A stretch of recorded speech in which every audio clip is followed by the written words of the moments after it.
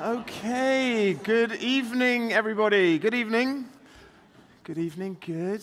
My name is Ikenna Azuike, and on behalf of the John Adams Institute, it is my pleasure to wish you all a very warm welcome to tonight's event, Colson Whitehead, Writing America.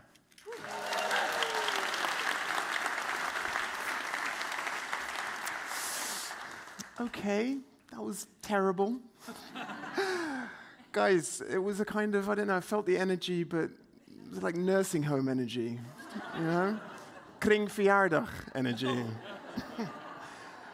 Colson, a kringverjaardag, for just a translation, for anyone who doesn't know what a kringverjaardag is, it's basically a birthday party, usually white people exclusively around, in a perfect circle, with polite conversation for 6 hours. That's a kringverjaardag. That's a kind of applause I just had. So, look, I know these are, we're in, what can we say, challenging times. Pretty soul-crushing, really, what's going on around the world right now. But tonight is a moment, an opportunity to lean into the joy of the man who we are here to kind of hear from. And you're all here, I'm sure, with friends and colleagues. So I'm going to give you another chance. And this time I want a huge round of applause. Okay, ready? Here's your cue. Hello, everyone. My name is Ikenna Azuike. On behalf of the John Adams Institute, it's my pleasure to wish you a very warm welcome to tonight's event, Colson Whitehead.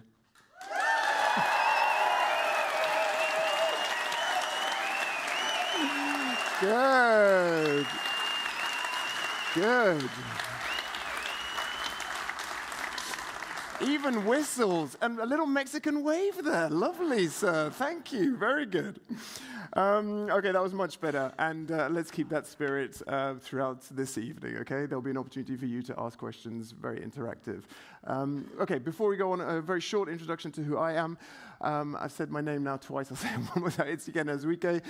I am, thank you, amazing. I am the product of a Nigerian father and a half German, half Ukrainian mother, and that is why I look Moroccan.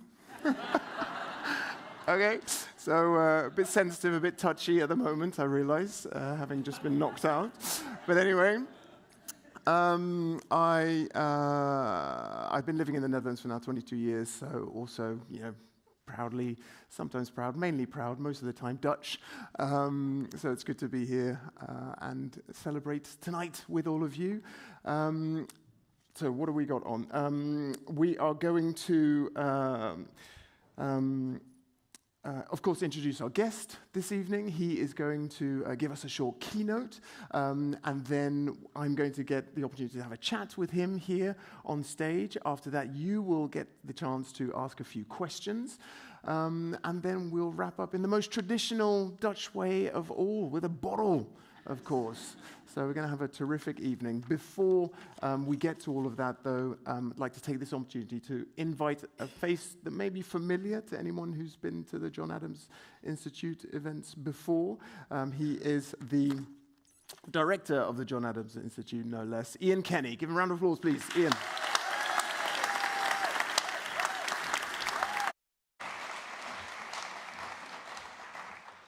Thank you, Ikenna, for getting everyone so pumped up. I know that the excitement is all for our incredible guest, Colson Whitehead, so I will keep things brief.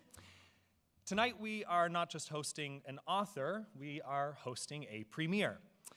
Cool Machine is the final volume of Colson Whitehead's Harlem trilogy, a saga that he has built over years, novel by novel, around the life and work and world of Ray Carney, a man perpetually torn between the furniture that he sells and the things that he fences on the side. It is, in Colson's own words, the book he was, quote, most morbidly obsessed with sticking the landing on.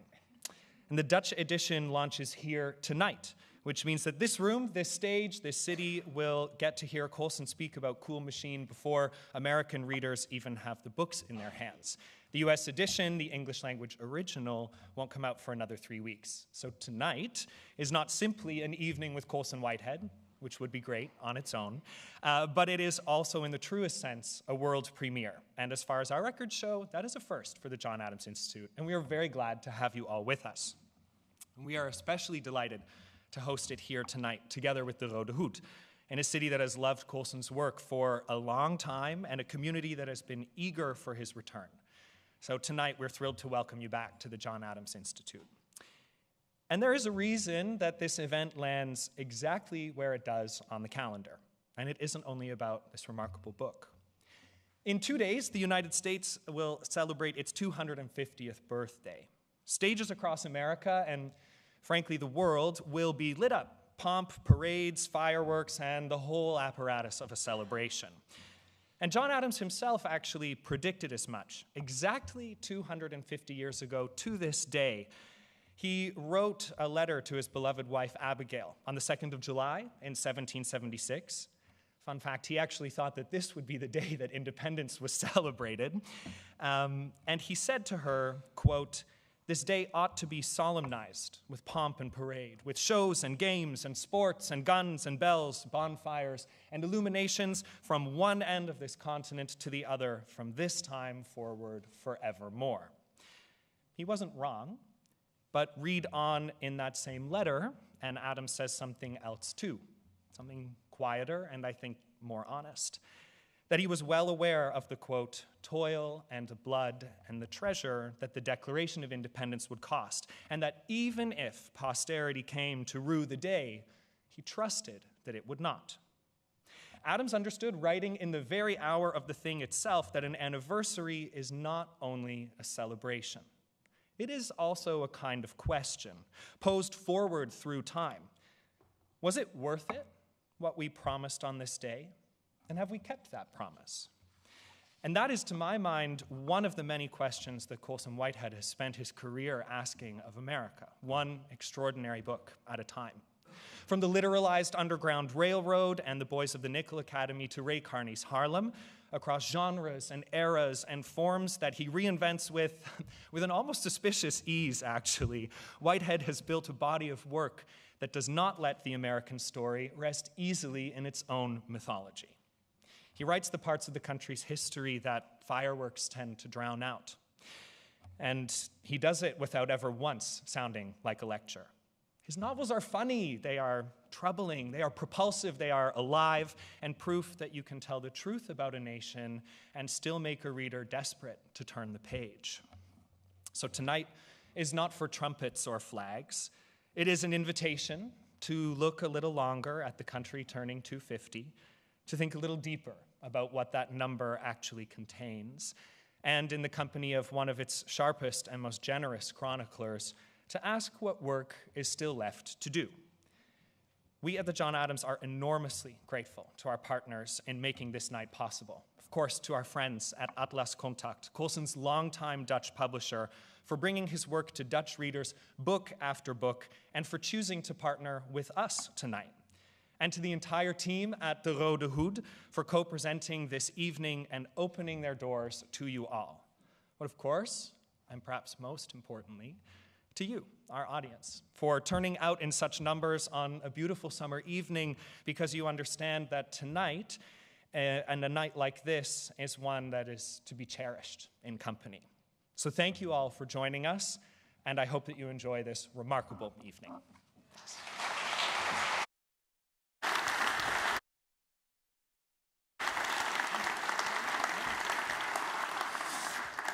Good grief, what a lovely keynote. Right? That was so lovely. You took us on a little journey. Thank you very much, Ian. Okay, so you know very well who we are going to invite onto this stage in just a second. So I think we can just get cracking. You know, I had this whole intro planned out, but Ian has covered absolutely everything about Colson. So let's get on with it. Please give a huge Amsterdam Ajax Arena round of applause to Colson Whitehead.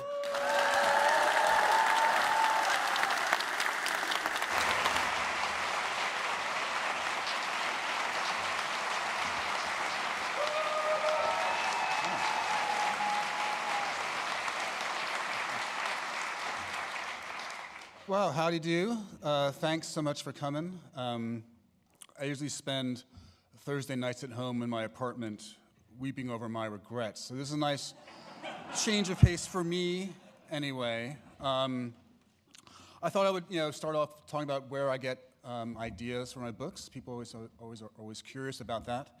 And I get ideas from all sorts of places. My first book, The Intuitionist, I got the idea from watching television. It was the late 90s, and I was watching Dateline NBC, and they had a piece about the hidden dangers of escalators. And they interviewed an escalator inspector, and apparently over time the treads can like detach from the side, and if you have small feet or you're a child, you can like lose a toe. And they talked to an escalator inspector, and I thought, oh, that's a weird job, but somebody has to do it, I guess. And I was casting about for my next project. I'd written a novel that no one wanted to publish. 25 people rejected it.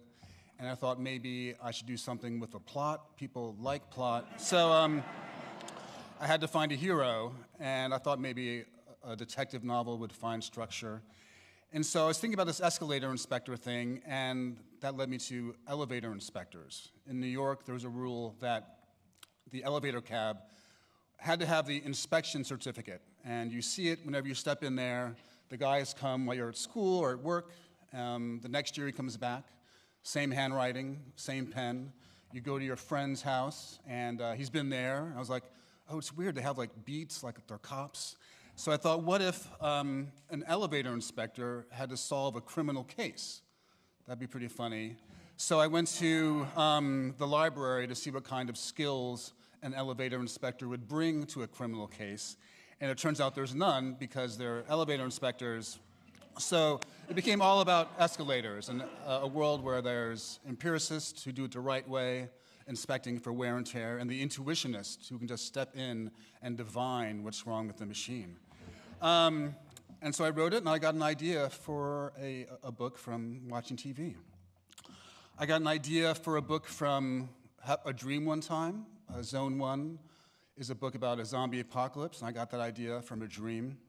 As a kid, I had very permissive parents. I probably saw a lot of stuff at an early age that I should not have. You know, it was the 70s, and parents were more sort of ornamental, I think is the word about parenting in the 70s. The word parent was really just an honorific they handed to you if you had kids, apparently.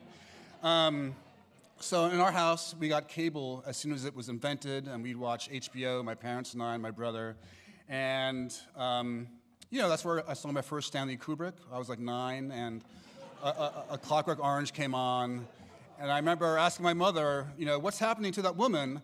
And she was like, shh, it's a comment on society. And so that was my first Kubrick. And I saw Night of the Living Dead at a very early age. It was on PBS, public television, for Halloween. And if you haven't seen it, it's about a black man who's being pursued by a white mob who wants to tear him limb from limb. And I think even then I saw that as a metaphor for America, even at that young age. I saw Dawn of the Dead a few years later. And from then on, for decades, I had zombie dreams. They really sort of infected my psychology. And every year, I'd have at least one zombie dream where they're fast, they're slow, they talk, they don't talk, they catch me, I escape, depending on my psychological weather. And this went on for decades until 2009. And I was going through some life changes. My father had passed away. I was about to get divorced. And but we had this tradition where we'd have friends out for July 4th in Sag Harbor, where my grandfather had built a house.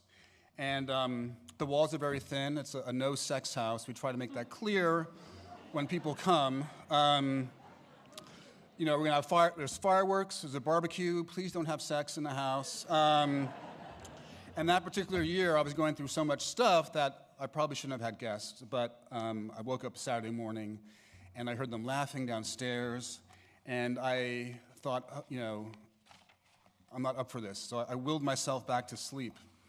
And I had a dream that I couldn't go downstairs, I couldn't go into the living room because I wasn't sure if they'd swept the zombies out. And then I woke up, and I was like, that's actually a big consideration when the zombie apocalypse is winding down. What do you do with all the extra zombies who are like trapped in the subway? So I got a novel idea from a dream. Usually, in the middle of the night, if you wake up and have an idea, you write it down in the dark, as some of you know. You look at it in the morning, and it's something like, kill my dad, make love to my mother. That's not a novel. Maybe it's a short story. Certainly it's been done before. But I got a novel from a dream, and that was great. The Underground Railroad, this is about 25 years ago. I was sitting on my couch, and I came across a reference to the Underground Railroad. And I remembered how when I first heard about it in the 4th grade, I envisioned an actual subway underground, which is obviously very, not very practical. And then my teacher explained how it actually worked. We have a subway in New York, and that's like 20 miles, so obviously a 1,000-mile track beneath America is a real engineering terror. But that's how evocative those words are, and I know I'm not the only person who thought that. When the book came out, I did a gig in Florida, and a woman came up to me in her 60s, and she said, have there been any investigations about the cave-ins? And I was like, what do you mean? And she said, well, it must have been such an engineering, terror. Has anyone studied the cave-ins while they were building the underground tunnels? And I was like, really? So that just shows you how evocative those words are and how shitty our educational system is. But that afternoon on that couch, it seemed like making this metaphor into a literal railroad could be a cool idea for a book.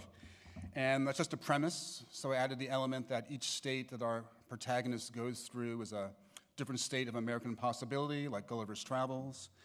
It's any heroic journey, like the Odyssey or Pilgrim's Progress, where a hero or heroine is tested by a series of allegorical trials.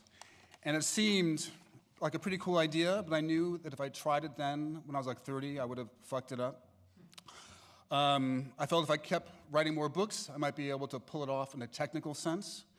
If I was a more mature person, I might bring that wisdom that I'd gained and treat the subject of slavery with the gravity that it deserved. If I saw the world traveled, had some Hemingway-esque adventures, stabbed a hobo with a penknife and something, I could bring those life experiences to the novel. So every couple years between books, I'd pull out my notes and ask myself, am I ready? And each time I was not ready. So I had sold the book to my editor, but I was having some doubts about it. This was in 2014. And I decided to tell my wife about this Underground Railroad idea that I've been carrying around for so many years. As you know, in a marriage, sometimes you have to make conversation to kill the silences. So I told her about it. And she said, well, I don't want to say that the book you're working on now about a Brooklyn writer going through a midlife crisis is dumb per se. But this other book sounds really good. So I was like, So I called my agent, who I worked with for 27 years, and she's always very helpful. And she just said, well, Colson, both ideas sound good, which was not helpful. But then she did something she never does, which was email me on a Sunday. She has very clear boundaries. And she said, I can't stop thinking about that Underground Railroad book. So that was 2 votes. Wednesday was shrink day, so I told my shrink. And she was like, what are you, crazy? I mean, we both know you're crazy, but yeah, with your issues, you should totally work on that book or whatever. So that just left my editor, Bill Thomas, who I'd worked with for many years, and I called him up with some trepidation, and he just said, giddy up, motherfucker, which is old school publishing talk for, that sounds very compelling and we should pursue it. So I took the plunge, and even after 8 books, I still had to be reminded that from time to time, the hard book, the one that really scares you, is the one that you should be doing. So we're going to talk about Ray Carney's story in a bit. The impetus for that was just I wanted to rent a movie. It was 2014. And I was like, Ocean's 11 again? How many times can I rent it? But I love it, and I'm sure he must have had so much fun coming up with heists. And so can I do a heist book? And I gave myself permission to do that. So we'll get into that, but before we sit down, I just want to talk about what I'm working on next. People always sort of want to know what's up with that. I like to change genres a lot, as you know. So I want to try something I haven't done. I have two ideas. One is a genre I've worked in before, and one is new to me. It's a romance. It's a story set on the eve of the Russian Revolution. There are a lot of white people in it, so for research, I'm watching a lot of Golden Girls reruns, just binging Golden Girls and taking notes on the culture. So we'll see where that goes. And the other one is more obvious for me. It's science fiction, which I think could be fun. You know, Zone 1 was sort of horror science fiction, but I could go back to that. But specifically, science fiction set in the Star Wars universe. You know, they're making all these sequels now and new movies, and I think there must be room for my vision. I know Disney's really protective of their intellectual property or whatever, but if you ask me, copyright is an outmoded concept, like being happy or falling in love or something. I think there are a lot of unanswered questions in Star Wars, and I think that could be a real help. Like in the first movie, they have the Death Star, which is a weapon the size of a small moon. They have lightsabers, literally swords made out of laser. And they have hyperspace, faster than light drive, that can take you from one end of the universe to the other. But R2-D2 can't get a fucking voice box. I don't get it. He's just like, he's the smartest character in all the movies, and they won't hook him up. It's not a technical issue. They have the technology. Luke Skywalker gets his hand cut off in Empire, spoiler alert, and gets a robot hand. Darth Vader falls into a volcano. He gets a whole new robot body. And the Death Star gets destroyed, and they make a new Death Star, and this time it's the size of a small planet. But R2-D2 can't get a fucking voice box. It just doesn't make sense to me. C-3PO has a voice box. He's running his mouth the whole time. Like when they land on Tatooine, the first planet, in the first movie, before they get picked up by the Jawas. You remember those Jawas, little furtive creatures who are basically space crackheads? You know, they traffic in stolen property and they're all furtive, but in space. You know, where'd you get this land speeder, Jawa? It fell off a truck. I found it. $5. Do you have crackheads in Amsterdam, or is it? So C-3PO and R2-D2 are wandering the desert, and C-3PO says, "I dare say the desert sands are burning my feet." And R2-D2 goes, but if he had a voice box, you know, he's actually saying, "Princess Leia's been kidnapped. I got a blueprint of the Death Star in my chest. Darth Vader's trying to destroy the universe, and this silly motherfucker's talking about how the sand is hot. Plus, we're in love, but we can't get benefits because the Empire won't recognize our union." So it's two projects, two ideas I'm wrestling with, and we'll see which one comes out. Thanks.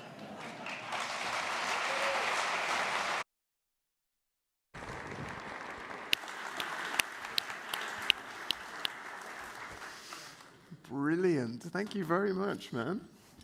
How much of your day do you spend thinking about Star Wars? I have no hobbies. It helps that I have no hobbies or things I enjoy, so. Okay, before we start, I just want to say a big shout out to the translators of this copy of Cool Machine, Frank Lekens and Chadine Steyman. So let's have a round of applause, please, for Frank and Chadine. Well done.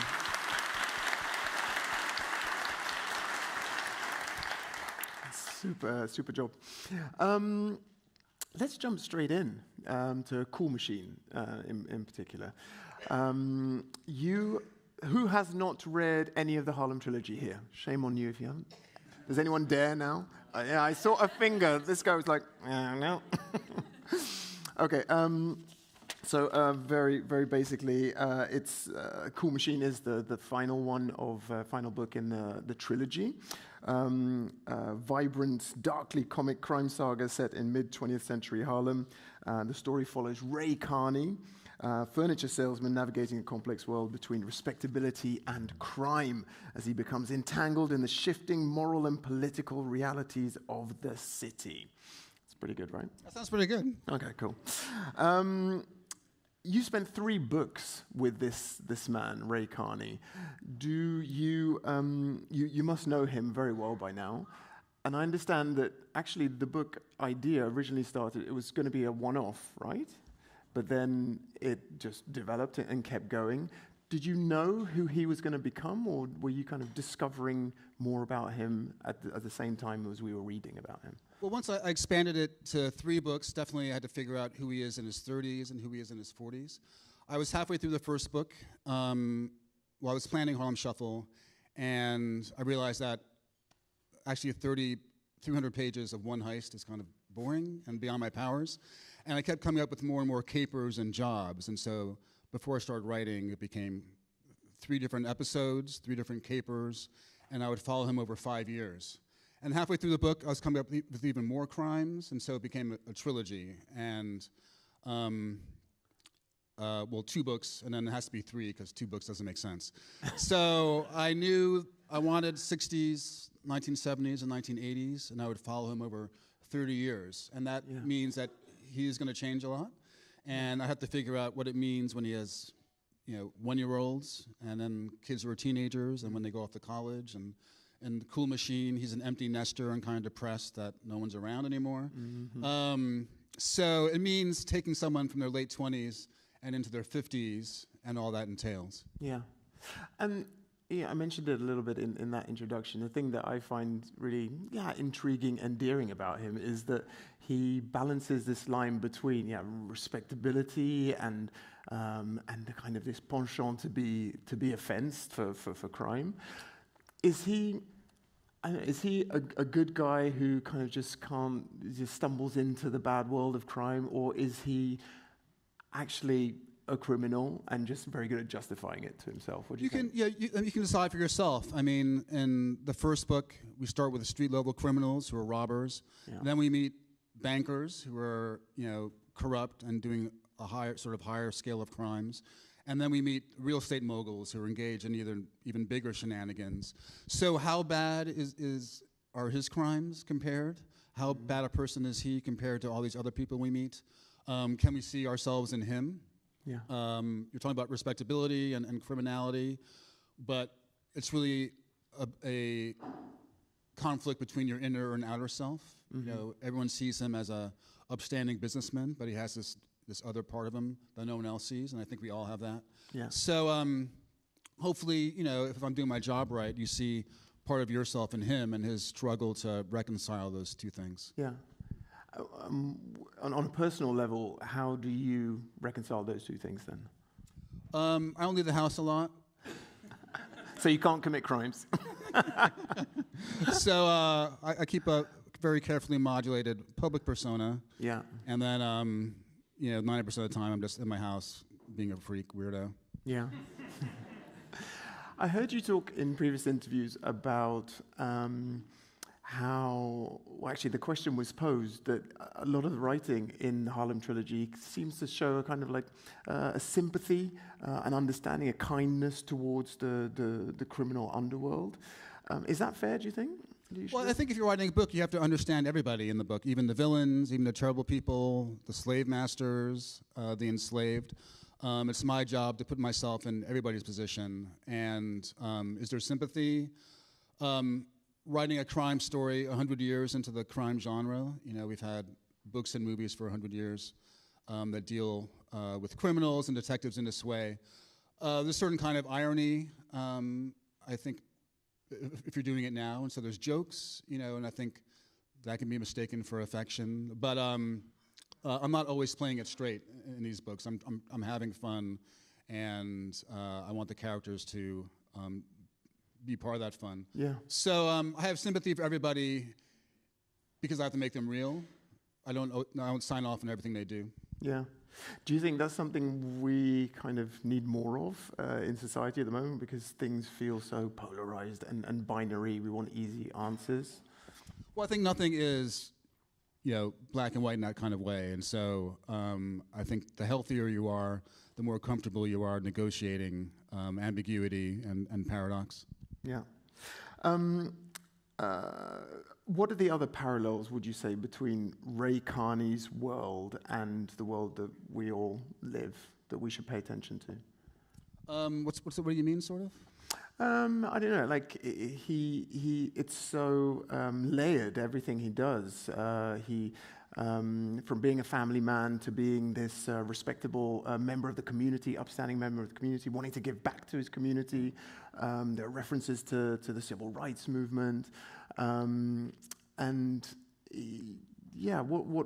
where would you like the reader's attention to particularly go to? Obviously, we can all pick for ourselves, but it's up to you to navigate. I mean, you sort of reminded me when Harlem Shuffle came out, and white journalists, mostly in Europe, were really surprised that you might have a black character who was not involved in the civil rights, movement.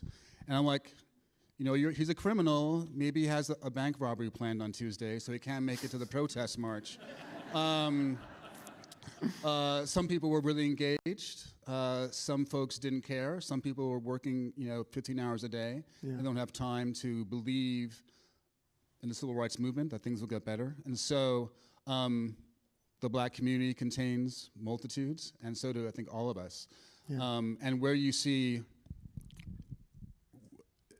Ray Carney fitting in terms of good and bad, is he someone you know? I think all of us have that same complexity, and if I'm doing my job right, you see that. Did any reactions surprise you when you came out with that book? Well, you come over here and it's a different place. Okay, that's kind of enigmatic as an answer. Where are you going with that? Well, I think just different countries have different takes, context for blackness. Definitely Underground Railroad, depending on how you're reckoning with your slave owning past or colonial past, depending on how you would interpret the book. In Poland, people would identify the abolitionists with the French and Polish resistance. Gotcha. And so, your context determines how you interpret things. And I can see how an unfamiliarity with the ins and outs of Black America and the civil rights movement might make me surprised that a criminal murderer is not protesting with Malcolm X on 125th Street. And the context of everything plays out in New York. And I know this question has been posed to you before, but I think it's still interesting for the audiences. New York really feels like a character in your book. And why do you do that? Yeah, I mean, definitely, I love my hometown. I grew up there. I've extracted so much joy and lessons from it. I think I keep coming to it because I find it a rich text, a rich source. So The Intuitionist takes place in alternative New York. It's a film noir New York, and it's not very, not a lot of street names. It's very sort of vague. And it's very sort of allegorical. Zone 1, my apocalypse novel, the world has ended, so it's sort of like a utopian New York. Everyone's dead, so there's no competition in grocery stores, or you can get an Uber immediately because everyone's dead. And then with Harlem Shuffle and the trilogy, I wanted to have like a realistic New York, and that meant a lot of research of getting it right. And then halfway through Harlem Shuffle, I realized that New York was becoming a bigger part of it. Mm-hmm. As well, just someone who's very critical. I thought that when people say in reviews of other books, and they say, the city is almost a character, like Dublin in Ulysses by James Joyce is almost a character, I'm always like, wow, you're really pushing the boundaries of criticism. Are you sure you want to go out on a limb and say that Dublin's almost a character in this book? So I always found that really corny. And then I was writing this book, and I got to page like 150, and I was like, fuck, New York is a character.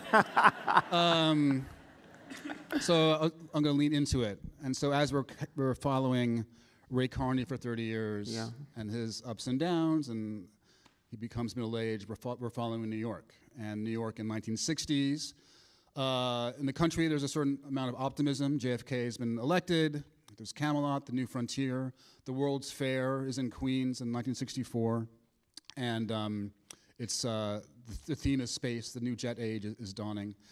But 10 years, and if you go 2 miles into Harlem, already, crime and poverty are rising. In the 70s, New York City is bankrupt and crime is at an all-time high. And then at the start of Cool Machine, the early 80s, Wall Street's coming back. There's development. There's money pumping into the city, and we're on an upswing in 1983, which is the second part of Cool Machine, and 86. But also, at the end of the 80s, we get the height of the AIDS crisis and the crack epidemic. So I'm following this sort of ebb and flow in Ray and also the city. And hopefully... it sounds almost like that was leading, rather than the Ray driving the story. Almost like you're zooming out and looking, what happened to New York.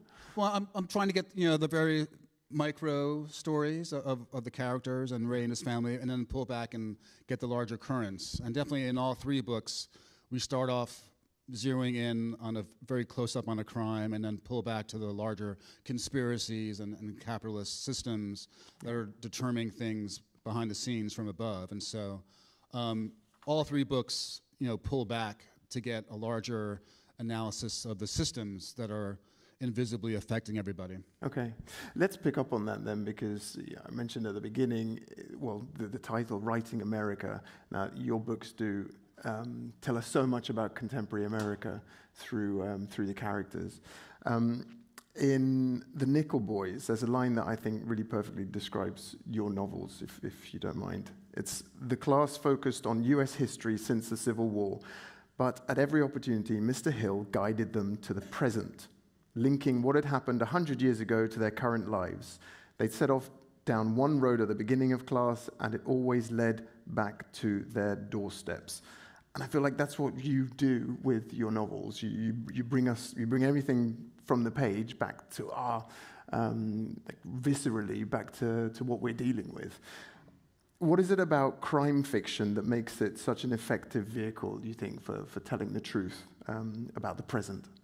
Well, I think, all these different forms and genres I work in have different uses, and it depends what you're after. I don't think crime fiction has a particular, is particularly adept at addressing larger societal aims. It's what you do with it. Than science fiction or... Yeah, no, I think definitely science fiction, horror, crime can be used to talk about larger things than monsters and zombies and dragons. It depends how you use it. Yeah. So for me, I like talking about history and race and power, and so it ends up coming through. I like writing about cities. But I think people often ask, like, does a writer have a duty to be political? And I think a writer only has a duty not to write shitty books. If you want to write about, if you write poetry about gardening, that's what you're good at, do that.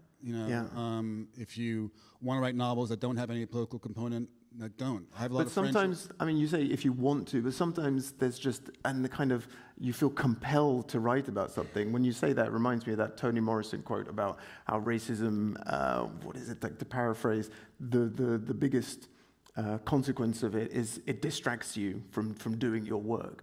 So, sometimes do you feel compelled? Like, if everything was equal, if there was no racism, do you think you'd still be writing about systems and civil society or just zombies? It's totally interesting and great, and it makes me exciting, and it's a challenge to capture it and to find new languages to talk about capitalism, to talk about slavery, find a new way to make it adapted for our times. And so, I write this way, and I write about these themes because I want to, I'm compelled to.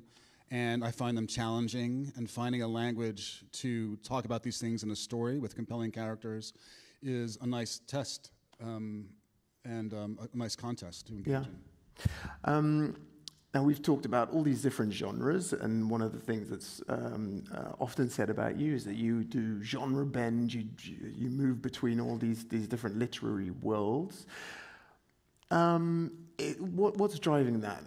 Just curiosity? Is it boredom? Is it you just love those zombies? You want to bring back the zombies? Well, definitely when I'm done with a story, I'm totally done and don't want to do it again, except for this trilogy, because there's 3 of them.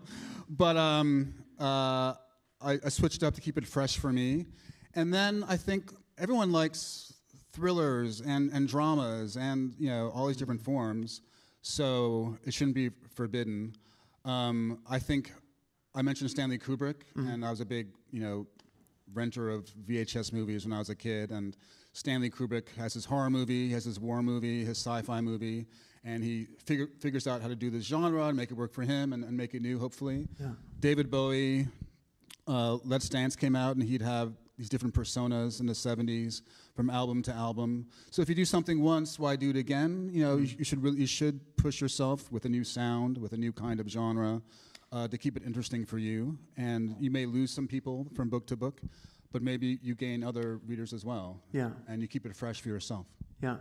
You enjoy being unpredictable as well? Like, is there something, I don't know, just stubborn, you don't want to be put into a box? Well, no, but sometimes I step back and I'm like, a zombie novel, a poker memoir, a novel about slavery, and then about a reform school. I was like, I guess I was really on a jag there for a while. What was I smoking? Yes, yeah. So, no, it's to keep it fresh, and then, yeah. Okay. You used the term earlier, like you gave yourself permission to write something, to write Harlem Shuffle, the first one of the trilogy. Is that, I mean, I know you've just said you enjoy being unpredictable and you get bored with one thing, so you switch to something else. But is there something deeper under there? Like, having written 2 really harrowing, brutal books about slavery and inequality, was it only you just needed a kind of palate cleanser? You needed to write something more fun? Yeah, I mean, I usually do a more serious book and then a more humorous book or book with jokes or absurdist. So after those 2 serious books, Underground and Nickel Boys, I was ready to do something different. And from the first page, I was already making fun of Ray Carney. And I was like, okay, this is like there's a new place. I can make some weird jokes. If I can do that in the book, I'm always happy. If it can accommodate that. And then the voice was different. The protagonists of Underground and Nickel Boys were very much determined by their social circumstances, by racism, institutional racism. And here's a guy in a world where he can actually win sometimes. If he outwits the criminals or the cops, he can pull it off. And he doesn't always win, but he has an agency that I had sort of denied the people in those 2 previous novels. So the 1,100 pages of the trilogy, it's a big playing field, and there's so many different kind of emotional textures I could explore and did explore. So it was very freeing. Yeah, and when you're writing those books, how have you talk us a little bit through your process? Well, I get a premise or a question. What if the Underground Railroad was a real train? That'd be weird. What if somebody had to clean up after the apocalypse and they had to clean up all the zombies? And sometimes the ideas stay with me, sometimes they don't. Underground Railroad stayed with me for 14 years, as I was saying. There's no characters there. So who will be the protagonist of Underground Railroad? A man who's running away, a man who's looking for his wife who'd been sold, a woman wants to find their child who's been sold. What age is the protagonist? If you're 35 and running away, that's a different story than if you're 16. If you have kids, are you leaving your kids? Have your kids been sold off? You're looking for them. So as I make a decision, I'm filling in the world. Is the plantation a 100-person plantation? Is it a small family farm? That changes the dynamics. And so I have a premise. I'm filling it in. The characters are being more developed. Their personalities. Who are the antagonists? So I do a lot of outlining before I start. I have to know the beginning and the end. The middle can be fuzzy.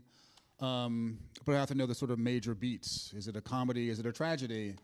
And then it's the last 5 or 6 books I've had like the last sentence or image before I start writing, and I'm definitely aiming toward it. Yeah. So I know where they're ending up. I'm not making up on the fly.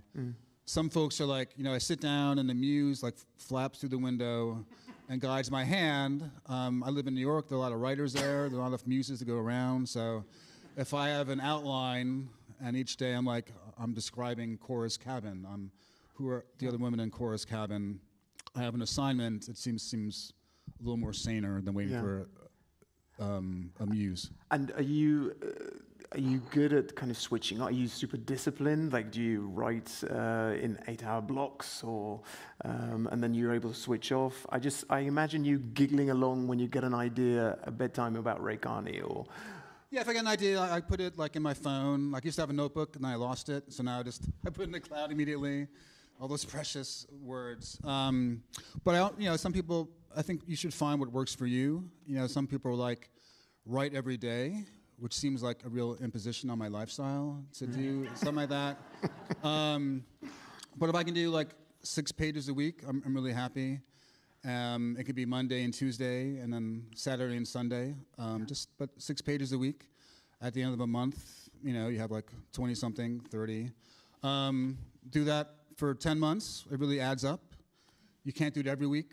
Your kid has like a fever, and so you're not writing Tuesday, and you make it up. It's Thanksgiving. You have to be present for your family or some bullshit. So that's not a full week. But if you write 6 pages a week for a year, that's pretty good. Just keep making a little progress. Let's wind the clock back a little bit. You mentioned a little bit about your upbringing and the kind of stuff that you were allowed to watch. I love the idea of parenting just being kind of like ornamental term. I like that. How much of that kid though is still reflected in the work that you do today, do you think? Well, I mean, I think the love for stories. Other kids would leave their houses, play sports or whatever. I don't even know what kids do. But apparently stuff like that. And my perfect afternoon when not in school would be reading comic books, X-Men, Spider-Man, watching Twilight Zone reruns, a horror movie on Channel 5 in New York. And so I got to college. I wanted to write The Black Shining or like The Black Salem's Lot. If you put the black in front of any Stephen King title, that's like what I wanted to do. My mom bought the annual Stephen King. I had older sisters who were really cool, and they would read the cool 70s nonfiction. So like Executioner's Song, Joan Didion, Tom Wolfe, and they're just around the house. And eventually, I'm like, candy-colored screen. What's the Tom Wolfe book? Candy-colored. Thank you. Yes. I'm like, what the hell is that? That sounds crazy. And then I would read, Tom Wolfe at like 13 or whatever, and not get it. But we just had all these great books around, and I wanted to. Until I got to college, I wanted to write like a werewolf story and robots. Not dragons, but I wanted to write sci-fi and horror. And did your parents was there? Where did it get encouraged by your parents? Was there a point where they thought, okay, this kid's going to be a writer? This is. No, they were not. They wanted me to get like a real job and a straight job, which makes sense. You want your kids to be happy. Like I don't want my oldest is writing poetry, and I'm like, wow, that's almost Star Warsian. I don't know just. What that was. I don't want her to be unhappy like me. Like I want her to make money and have a decent job. So I can see not wanting your kid to go into the arts. It's a sad little job. I mean, it's fun because you talk a lot about being unhappy and not wanting to leave the house and loving death and zombies. But you come across as a really jovial, fun guy. Is that like that mask? Where does that come from? And yet.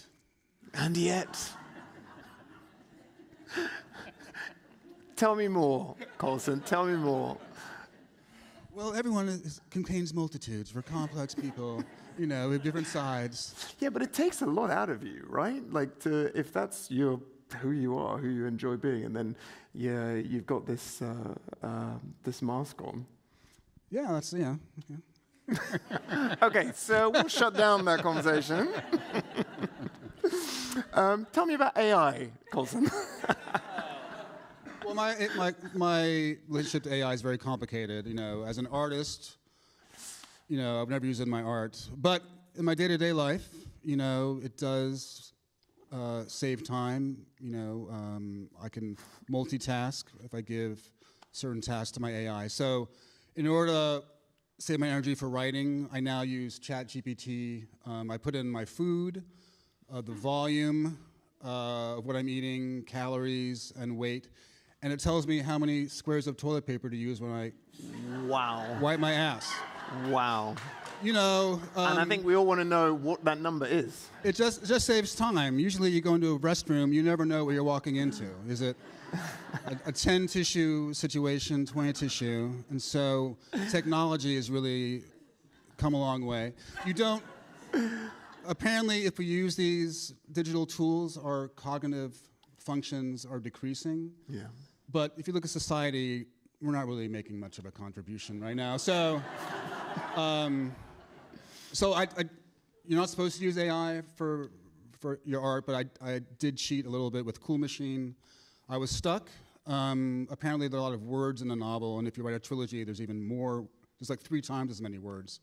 So I thought I would use AI, and I put Harlem Shuffle and Crook Manifesto into ChatGPT, and I put some words, you know, some keywords in a prompt about corruption.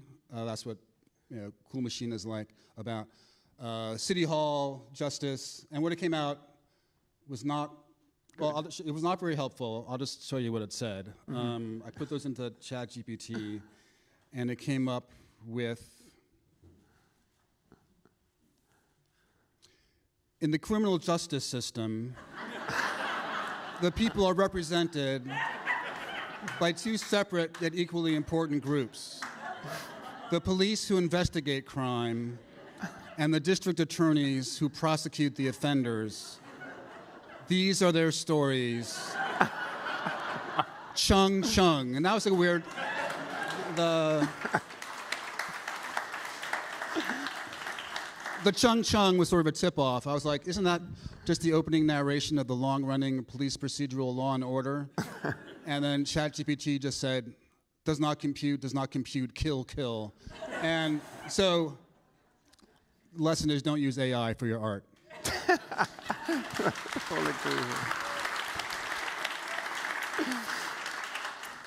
But, I mean, on a serious note, how is it changing how we think about creativity, AI? Well, I mean, I've never read a really well-written AI book or short story, and no one can really show me an example. And then when you say that, people are like, oh, 10 years from now, there'll be really great AI novels. And I'm like, I'm retiring in 9 years, so that's fine with me. One of the takes I heard, which I think is pretty interesting, is that creativity is no longer about having original ideas anymore, because, at the click of a few buttons, you know, you've got thousands and thousands of ideas. It's now about execution. It's about taste. What do you think? I think it's about the agony and discovery of a new sentence, of a new paragraph, of trying to sustain an idea, a world over pages and pages. And so I wouldn't want to make it easy. It wouldn't be worth doing if it were easy. So the fun, I talk about the terror and the horror of being a writer, but it's actually what makes it compelling and affirming the fact that it's hard and difficult. So yeah, beautiful. But it sounds like if your kid does end up becoming a poet, you're worried for his generation. Oh, well, you know, I mean, I have poet friends who are very happy, so maybe it's just a me thing. No, okay.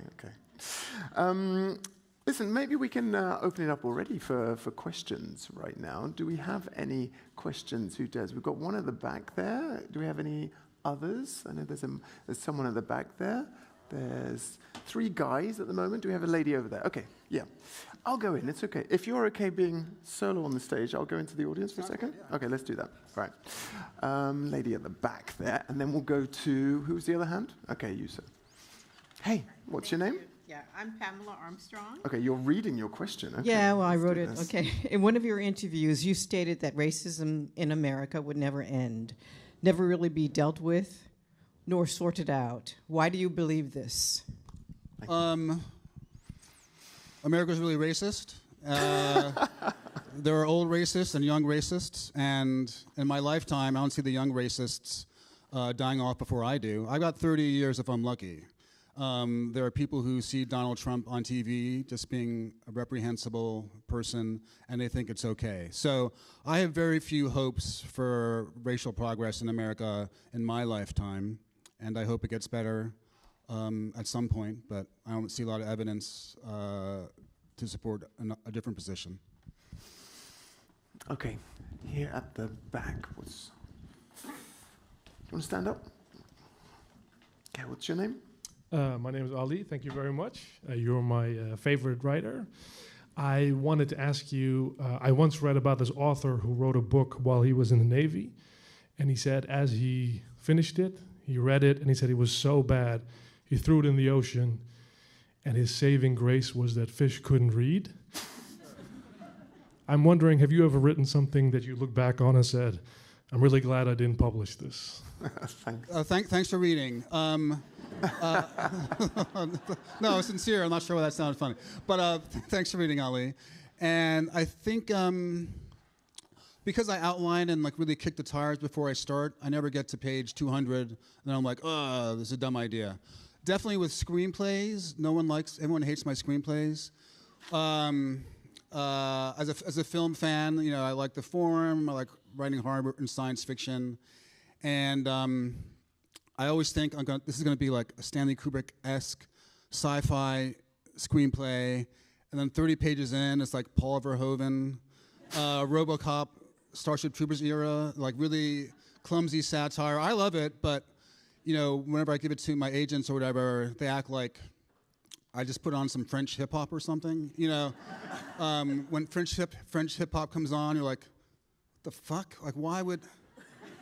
I don't understand. I don't get it. And so, my screenplays are like French hip hop. But are you still are you determined to break that genre? Are you still writing screenplays? I wrote one last. Sorry, I was thinking about the premise of it, but I wrote one last year. Now you're going to tell us with that giggle. You're going to tell us what the premise. Yeah, I probably will. Will. Okay, there's a question here. I thought, yeah. Can you stand up? What's your name?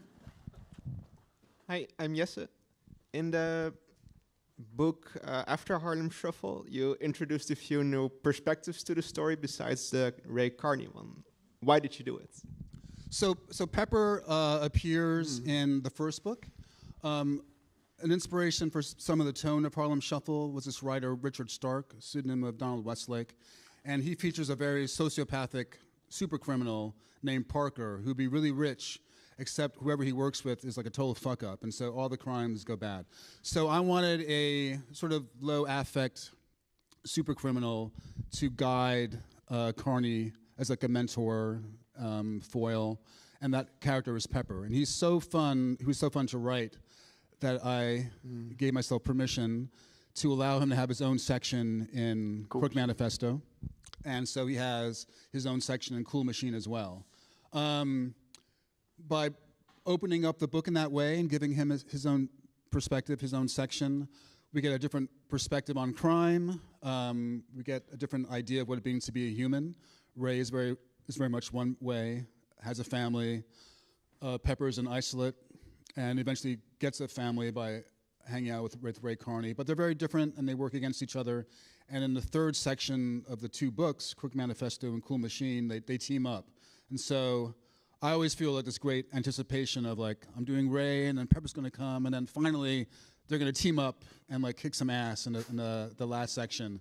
So I think he's a great character and I'll miss him along with Ray, and it makes the world bigger and richer to have him in it.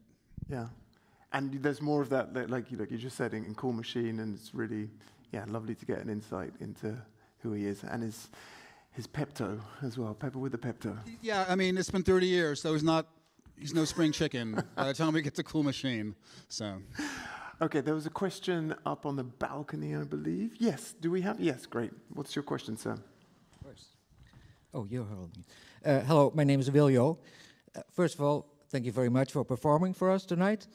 Secondly, I hear that you received first one, then another Pulitzer for fiction. How was that? I'm told I smile more. That's what they tell me.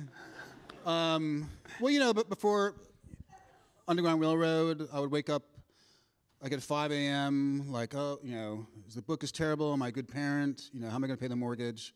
And then I got the Pulitzer for Underground Railroad, and for a year, I'd wake up at 5 a.m. and just be like, oh, sweet mystery of life, at last I found you.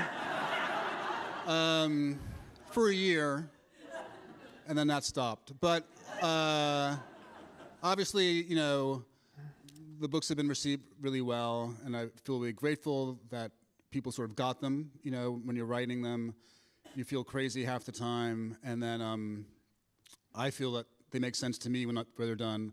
So it's just really lovely that they make sense to other people too. I can imagine it's quite seductive, though, that you want another one. Obviously, you got another one as well. But how good are you at not falling for that trap of, at that point, delivering what you think what the audiences want? Well, what they want is, well, let me put it differently. I have to do what I have to do, and I'm compelled to write about Ray Carney and compelled to write another book about him. It's so internal that it seems crazy to think about what other people would like. I don't mean to be selfish, but was there no point when you were writing Nickel Boys that you thought, I think this might get another one? Well, because there's some twists and turns in Nickel Boys, so really the whole time I was writing, it was like, how did I get into this? Like, how am I going to pull this off? And at the last 20 pages, some things happen. And so, since I plot and plan for 2 years, I was like, what? I was just, so, but when I got there, I was like, I stuck it, so I knew that I'd done what I wanted to do, and that's a great feeling in all the books. Just like it was abstract. It was, what if the Underground Railroad was a real railroad? And that's nothing. There's no characters. Yeah. And then 2 years later, Nickel Boys. Yeah, I had to think of M. Night Shyamalan, at the end of Nickel Boys. I'm not gonna. No spoilers. Sorry. I'm terrible. I get that from my mum. My mum is terrible at delivering spoilers. Okay, anyone? Any more questions up there? Yeah, one at the back. Young lady at the back. Yes. Okay, and one here as well. Yeah, sure. Yes, hi. My name is Stella. I remember you saying in your introduction how you're thinking about writing a romance about the Russian Revolution. So my question would be, why this period, why this region? And I'm also asking because, especially over here in Europe, we're having this debate about should we be making art that centers around the Russian region. It's a bit of a direct question. I hope you don't mind. Direct questions are great. We love them. No, yeah. The story I'm working on about a love story set in the Russian Revolution is a total joke. To me, it just seems like the most ridiculous thing I would never write. And so that's why I say I have no interest in that time period or anything or genre. So, what's a why? Why? Why? Why not? Yeah, why? If you have no interest in that time or genre, challenging yourself. Like, No, because it's a joke. I'm not doing it. I'm not doing it. Right, I think I missed. I was talking to... Okay, right, okay. And to me, it's like the least Colson thing to do. Right, okay. So, you know. Okay, gotcha. Okay, we have a question here. What's your name? Derek. Derek. Talking about New York City as a character made me think about Colossus of New York. And for those who haven't read it, it's a series of sort of multi-sensory vignettes about various places in New York. So I'm just curious, what's your favorite New York City smell? My favorite New York City smell? Well, it's the exhaust fan outside Gray's Papaya on 72nd and Broadway. What is Gray's Papaya? Gray's Papaya is like the best hot dogs in Manhattan, 72nd and Broadway. And least favorite? I haven't been there in a while, but Canal Street, August, beneath the fish mongers. Not a lot of movement in the water there. Lovely. I think it's one over here, and it's the lady at the back. Let me take this one and then come to you. Okay. Good questions, guys. Keep them coming. Okay. What's your name? Hi, I'm Laura. Thank you so much for tonight.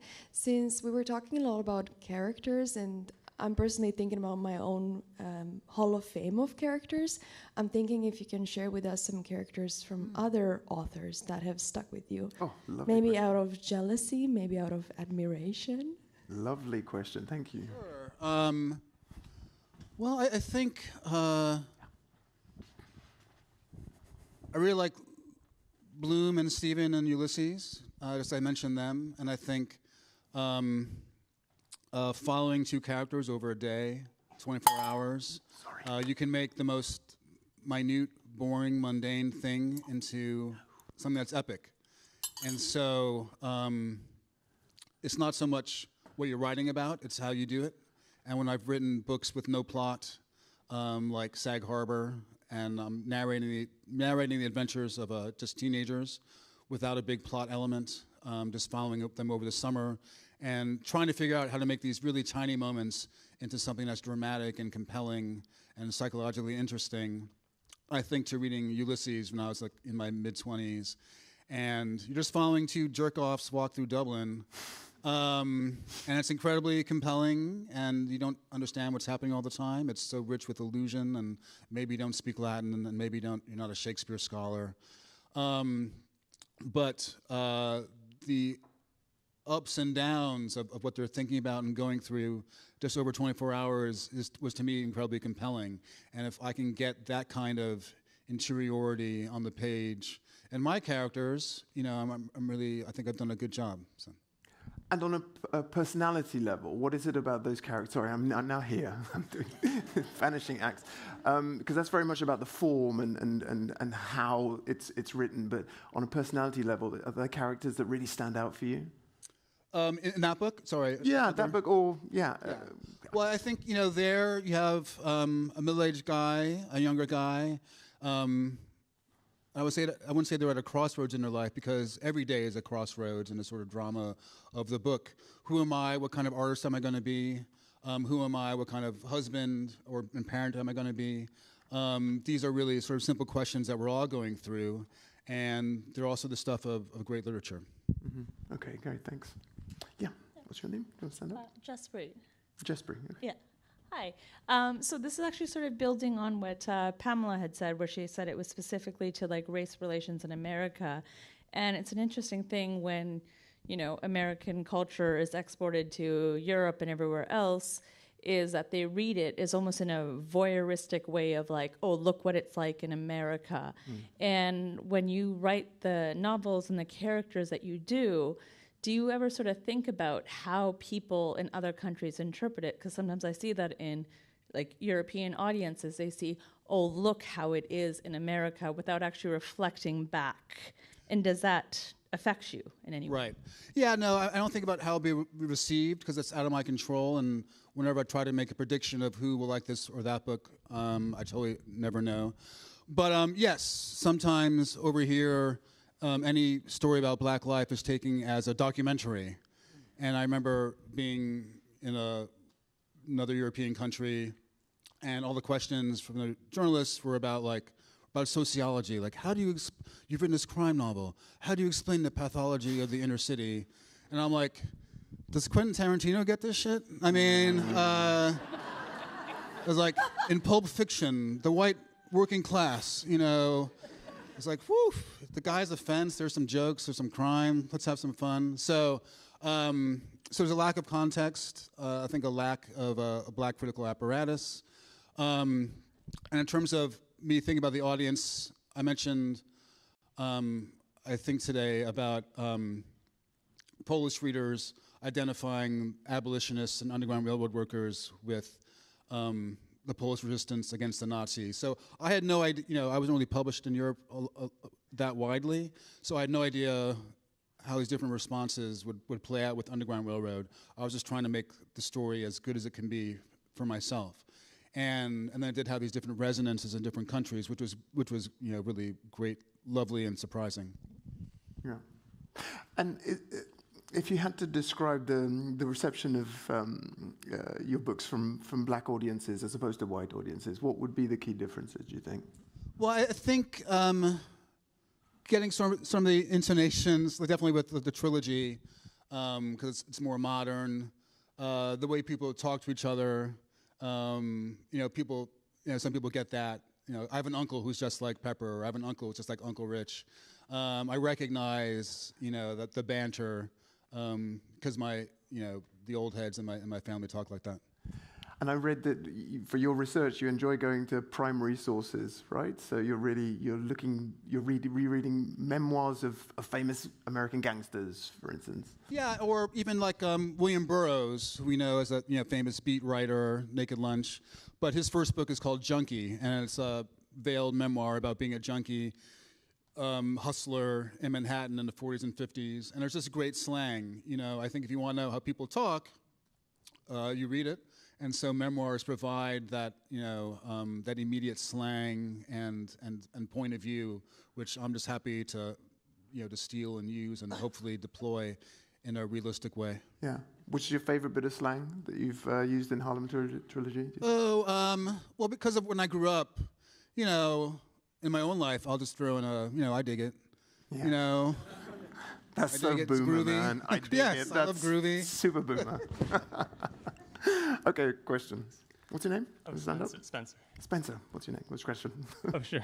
I was all set to ask a hyper-specific question about Zone 1 and how you got how you developed the strategy of revealing Mark Spitz's identity, that crucial bit of his identity when he explains his name near the end. But then I realized that would be a spoiler for everyone, and so I'm not going to do it.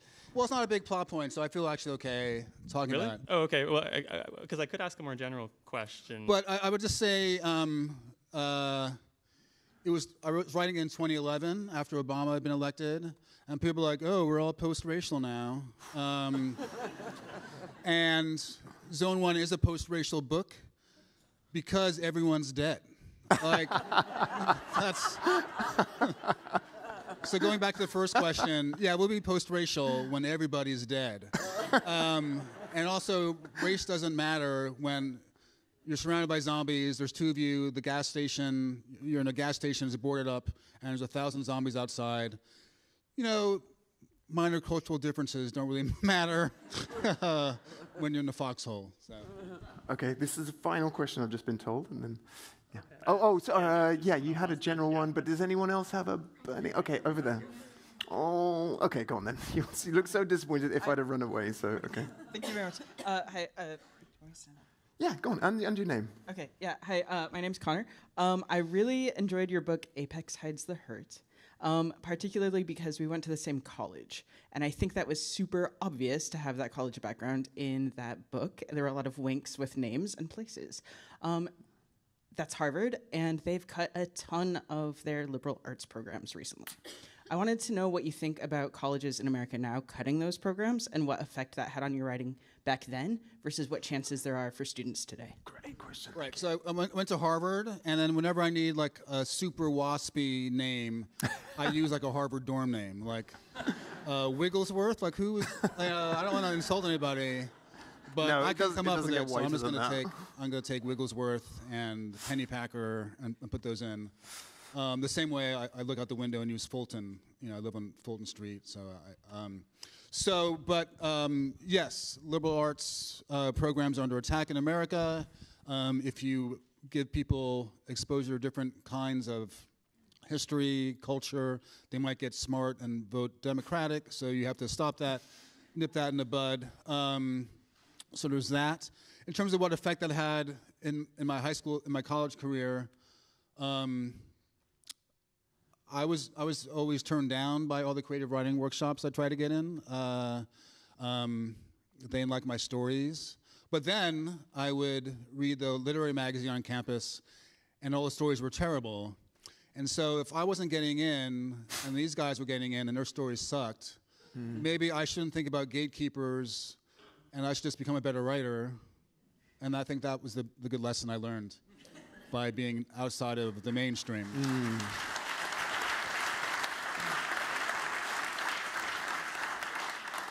I think it's a super note to close that part of the discussion on sidestep the gatekeepers to yourself.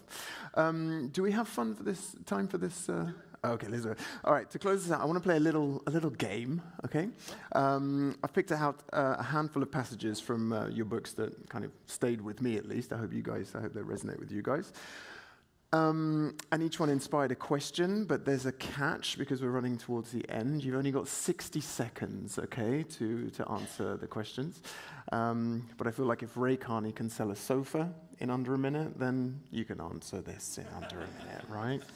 Okay, the first one is from Nickel Boys. Elwood, the protagonist, has just been to his first ever civil rights protest, right? And basically he's buzzing from it made a big impression on him. And you write, after a week, things in the house were back to their routine, but Elwood was changed, closer. At the demonstration, he had felt somehow closer to himself for a moment. Out there in the sun, it was enough to feed his dreams. And I really like this idea of being closer to yourself. Has there been a moment like that for you? And can you describe it to us? Well, no, in the work, definitely. The thing that reminded me of was in the last 6 pages of Underground Railroad. I knew that I was writing this new thing, and it was new to me, and I reached a new level of craft. And Cora is going through the mountain, and she knows she has to get to the other side. And I was writing it, and I write something about you're not the same person you are like when you start. And I was like, I'm on this crazy writing journey. And so I just remember writing those pages very vividly in the slant of light through the window in November, and knowing that I had sort of pulled it off, and was very proud. So. Oh, like a writer's high. Yes. Yeah, beautiful. Nice. Thank you for that. Okay, in Cool Machine, there's a small moment near the end that made me smile. Ray's longtime employee, Rusty, is slumped in the doorway of Ray's store, completely defeated. And you write, some people, New York City broke quickly. Others, slow. Rusty had been a long-term operation. And later you say, the city was in the breaking business with a sideline in reinvention. And it struck me because New York definitely helped make me who I am. I spent only a year there, and it transformed my entire life path. What, if anything, could make you lose faith in the American project? And do you think you'd reinvent yourself or walk away? You have to keep going. I mean, I talked about writing a novel that everyone hated, and I was not going to become a lawyer like my parents wanted. I just had to write another book. I had no choice. And I remember to save money on subway fare, I would walk from Brooklyn to Manhattan, which was like $1.75. That's anyway.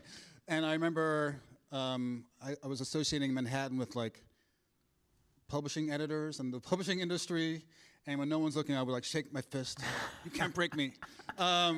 So you can give up and you can flee the city, or you can just dig deep and try again. And definitely that's part of the artistic process. But what would make you lose faith in the American project enough to perhaps not want to cross that bridge anymore? If there's any other place I would go, I would. frankly. Yeah. But I like New York too much. Okay. But yes, no, things are pretty terrible right now. And I would happily leave if there's any other place that would possibly satisfy my particular set of needs. Okay. Well, I live in Baden. It's a lovely... it's quite nice. They call it the Green Grave. Okay. Last one, because we've got to wrap up. In Cool Machine, Pepper, lovely character, is searching one of the other characters, Devoid's apartment, when you write that the objects in someone's home testify to who they are. That's not what you wrote, but that's what I kind of gleaned from it. Vanity in an $80 jar of mousse. Sentimentality in the family photo on the nightstand. And then there are objects that reveal a person's state of mind. The brown suitcase dragged from the closet. And I love the idea of how our possessions can become a kind of autobiography. So, if I were to search your writing desk today, what story would it tell about you? What's on it? I don't like to open mail. So, IRS. I'm not going to touch that. I'm just going to put it right there. See what happens. Is there an object, though, that tells the truth about you and that your public persona doesn't, perhaps?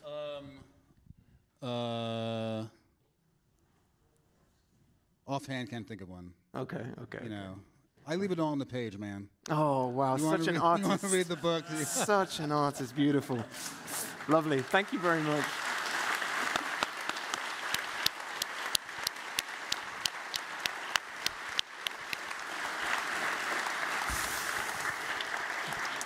Okay, please stay seated, I guess, Colson, because it's been a pleasure listening to you, but we're going to get a few final remarks from Ian, and Head of Program and Public at Amapodia, Marije Lichthart. Marije, come to the stage.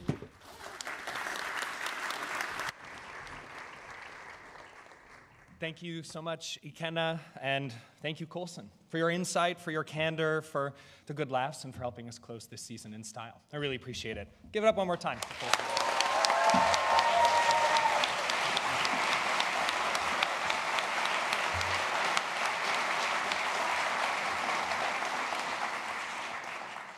I have a few very quick words of thanks and some information on what the future holds before I hand things over to Marije. First off, I want to thank my amazing team at the John Adams Institute, in particular the tireless and creative Mieke Bleker and Sean Cotter-Lem. I have the honor of representing our small but mighty team at every event, but it is really Mieke and Sean who make everything happen. And every day spent, thank you both so much.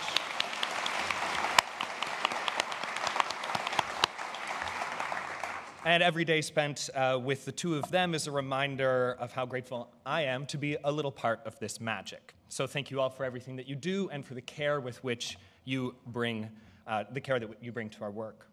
And after the summer break, the John Adams Institute will be back with a varied program. We'll start on the 14th of September with former NATO Assistant Secretary General David Cattler to delve into the state of American foreign policy. Yeah, that proves to be an interesting evening. Get your tickets now, up there. On the 5th of October, we are welcoming journalist for The Atlantic and writer Gal Beckerman for his newest book, How to Be a Dissident, not at all timed in advance of the upcoming midterm elections. And on the 12th of October, we will be hosting a dance performance and a dialogue between Native American Haudenosaunee creators and Dutch dancers as well. Our first ever dance performance at the John Adams Institute. And on Friday, the 9th of November, we're teaming up with partners at BKB, it's Campagnebureau, and the Netherlands Atlantic Association for an event that we are calling Midterm Madness. The name speaks for itself. In September, we'll be launching our new special podcast mini-series reflecting on the United States at 250 with prominent voices on both sides of the Atlantic, created by my colleague Sean. Hot tip, there's an excellent interview with none other than Nancy Pelosi in the series. And please be sure to visit our website for information, tickets, and head, of course, tonight to the American Book Center table out in the lobby. Please support writing in translation. Purchase the book in Dutch, if not for yourself, then for someone you know or love or who should speak Dutch better. Because it is work in translation that allows us to continue to do our work here at the John Adams. And I know that without all of you, without translators, and without our partners also here tonight, there is no John Adams Institute. And I know that Mariah and I do our work day in and day out for nights just like this. So thank you all for coming out as well.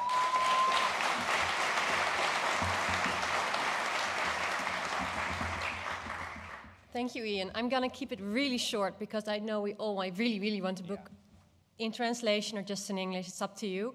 I do. I'm also very curious about your next book, No White Ladies, but I do hope the sci-fi book is real.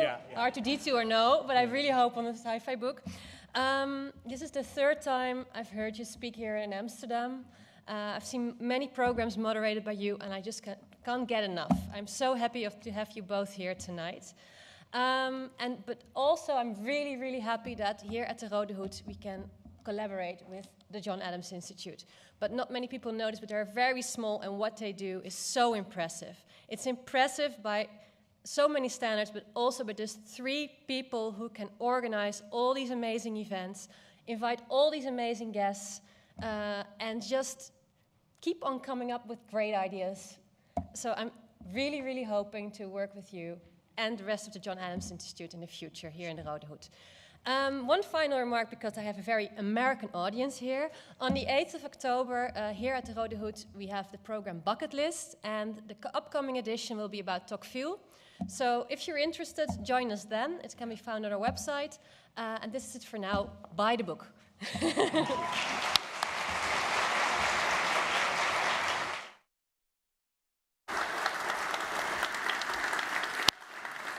Great, and that really is it, everyone. Let's finish so that Colson doesn't have to be awkwardly sitting here while everyone else is talking. Enjoy the bottle. See ya. Bye-bye.